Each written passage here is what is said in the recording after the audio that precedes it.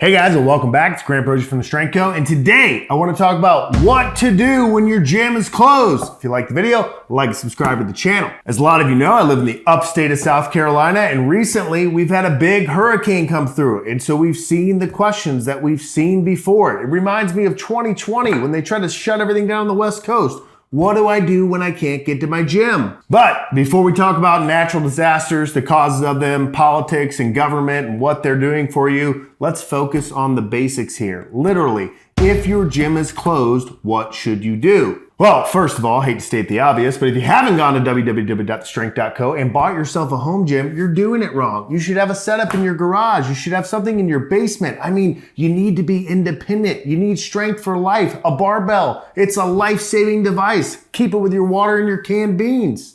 Back again, back in the basement gym. But in all seriousness, if your gym is closed, seriously, buy a home gym. But no, you need to still train. So there's a couple things that I think you need to frame and think about your scenario so that you can continue training and continue making progress. First of all, you need to understand there is no substitute for heavy barbell lifts. I'm talking to people outside of the novice phase, people that have gotten strong, you're squatting in the 300s, deadlifting in the 400s, you're following some type of plan. When your gym's closed, you can't just expect to go on social media and buy some template for $10 and have the same results that you were having when you were training consistently and hard. I bring that up because if you find yourself in a scenario where you literally can't train heavy, you need to not stress about it because there's really nothing you can do that replicates that. Nope, push-ups, pull-ups, body weight, squats, and going for a jog are not going to mimic the stress that happens when you walk out 365 pounds for 5 sets of 5. So keep that in mind. If your situation is temporary, hey, life throws you some weird cards sometimes. You just had a baby, you're living through hurricane relief, you've been in the field training as a Marine. Sometimes you can't do the ideal training that you want to do. This is why it's so important to be consistent when you have access to stuff so that you can take a layoff, absorb it, and not turn into a fat piece of lard. I'm fat and pink. At the same time, it might be a good time to think of some other options. You can always put tennis shoes on, lace them up, and go out and do some cardio, some exercise, something that's not training. You can go out and get your heart rate up. If you have a kettlebell, it doesn't take a lot of space. You can do kettlebell swings. Go look at our 10,000 swing challenge that we did a few years ago. And you should 100% try to be active. Try to do things, try to burn calories. Don't just sit in the house. You should go out and try to exercise. But you do need to understand that that is much different than the training plan that you usually follow. Now, I'm talking to people that have things that happen out of the ordinary, a hurricane, a disaster of some sort, something that's keeping them from training in the short term. If you're the person that works and travels for a living, we have a video on that. You have to figure out how you're going to maintain training with whatever your lifestyle is. But if you find yourself in a short window of time where you don't have access to the things you usually have access to, don't panic. First thing you need to do is look and see what options are available to you. You might be surprised. In a place like Greenville, South Carolina right now, where a lot of people are out of power, our gym has no power. You can't get into it. But Anytime Fitness down the street has power. You can go in there and lift. Do they have the best equipment, the best gear? No, they don't. But they have some decent gear. And after me training in there, they might have some Strength Coach plates soon. CrossFit gyms, your local YMCA, who knows, you may have a buddy with a garage gym that you can go in and train at. There are places that you can go and find to train. So do your due diligence and weigh the pros and costs. How severe is my situation?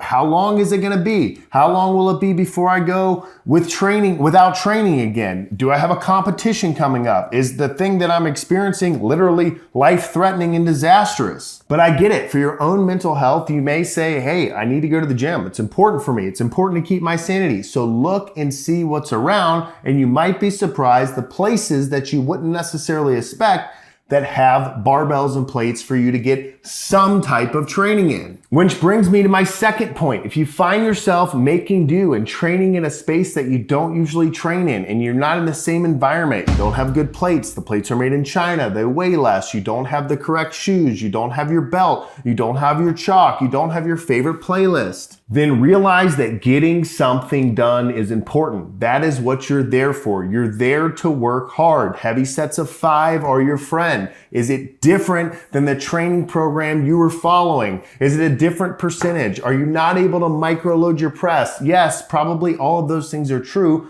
but don't panic. You're much better off going to the gym and doing something that you can do to therefore facilitate better training down the road. It's the same thing I tell people that travel for work or take 47 vacations a year. If that is your lifestyle, you have to make do. You have to keep some things on you. Microplates, 1.25 pounders. Don't forget, the 0.75 pounders are coming soon. Make sure you sign up for those so that your training doesn't get out of whack. But if you're on a one-off scenario, don't panic. Go to the gym and do what you can. Now, I hear you right now. You're like, Grant, you're in the upstate of South Carolina. You got a barbell behind your head. You obviously have options. You work for the Strength Co. You own the Strength Co. You make plates for a living. Obviously, you can find a place to train. I can't find anything. What do I do? The answer to that is pretty simple. Do what you can. Movement is always better than not moving. Keeping a range of motion like the squat or a deadlift range of motion or even a bench press through push-ups, keeping those ranges of motions going is going to help when you can get back to the gym so that you don't get a bunch of soreness. Any kind of movement that you can do is going to help so that you stay active and don't lose your mind during this layoff from training. Just keep in mind that exercise, getting hot and sweaty and moving around and elevating your heart rate is different than training with a specific goal in mind of adding more weight to the bar, and you're not going to have the same results swinging around a kettlebell or doing 50 push-ups in your living room as you're going to have were you able to go and train heavy with barbells. So if you find yourself in a temporary situation where you can't do the prescribed numbers, look up what you can, value the benefit of going to the gym versus understanding that you have to deal with whatever situation you're in, train as best you can, stay moving, stay active, and remember, if you're not training, you may not need to be eating as much. If you've been squatting 400 pounds for 5 sets of 5 every Monday and adding weight to the bar, I get it. You're probably eating cottage pie every night and making sure that you have enough calories to sustain that training. If all of that goes away and all you're doing is going around walks in the park, you probably don't need as many calories. I see this problem happen all the time with lifters